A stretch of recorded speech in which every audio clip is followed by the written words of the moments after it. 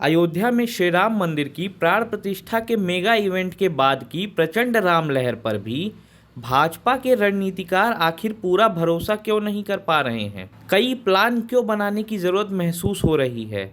आखिर कौन बिगाड़ रहा है समीकरण?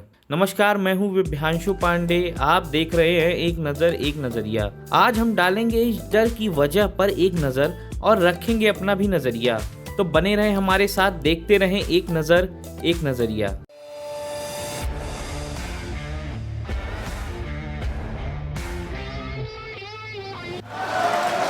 भाजपा की गुजरात लॉबी यह भरोसा नहीं कर पा रही है कि अकेले राम लहर पर सवार होकर तीसरी बार सत्ता तक पहुंचा जा सकता है। इस संदेह की वजह भी बड़ी दिलचस्प है। दरअसल तोड़फोड़ और दिग्गजों को निपटा देने की राजनीति का साइड इफेक्ट ही परेशानी में डाल रहा है। एनडीए में शामिल दल के नेता भी नाराज फुफ्फा बनने लगे हैं। बात महाराष्ट्र से शुरू करते हैं।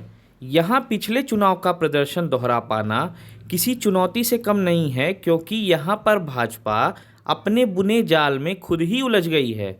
शिवसेना और एनसीपी को तोड़कर महाराष्ट्र में सरकार चला रही भाजपा की बेचैनी अपने ही बढ़ा रहे हैं। शिवसेना शिंदे गुट के नेता व मुख्यमंत्री एकनाथ शिंदे और एनसीपी से टूटकर आए शरद पवार के भतीजे व उप मुख्यमंत्री अजीत दादा पवार के बीच तालमेल इस कदर गड़बड़ाया हुआ है कि दोनों को संभाल पाना मुश्किल हो रहा है। यहाँ सीटों का डेंट लगने पर भरपाई आसान नहीं होगी। पिछले चुनाव में शिवसेना के साथ भाजपा ने मिलकर चुनाव लड़ा था और दोनों ने 48 में से 41 सीटें जीत ली थी। अब शिवसेना दो टुकड़े में है।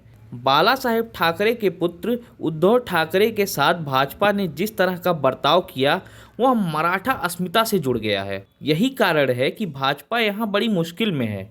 बिहार की स्थिति भी यही है।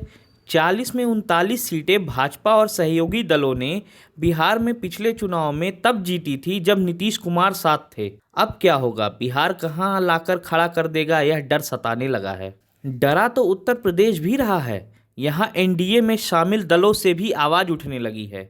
ओम प्रकाश राजभर और दारा सिंह चौहान को फिर से भाजपा की गलबहियां कराने से मुख्यमंत्री योगी आदित्यनाथ नाराज बताए जाते हैं। योगी को ठिकाने लगाने में लगी गुजरात लॉबी की नींद रह रहकर योगी भी उड़ा देते हैं। लाखों प्रयास के बावजूद योगी ने अभी तक मंत्रिमंडल का विस्तार नहीं किया है। भाजपा के चाणक्य चाहते हैं कि राजभर और दारा सिंह को उत्तर प्रदेश मंत्रिमंडल में ले लिया जाए।